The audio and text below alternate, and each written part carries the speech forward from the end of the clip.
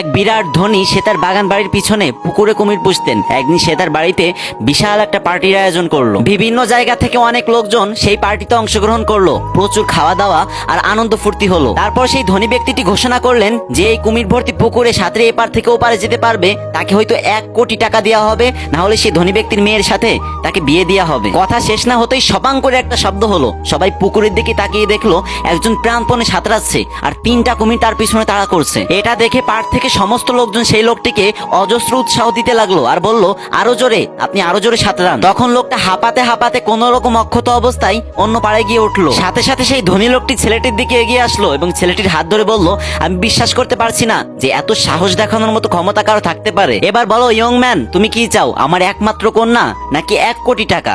ছেলেটি তখন হাঁপাচ্ছিল। তারপর ছেলেটি হাঁপাতে হাঁপাতে বলল, আমি আপনার কন্যাকেও চাই না, আমার 1 কোটি টাকাও চাই না। আমি শুধু সেই বেটাকে হাতের কাছে পেতে চাই যে বেটা ধাক্কা দিয়ে আমাকে পুকুরের ভিতর ফেলে দিয়েছিল।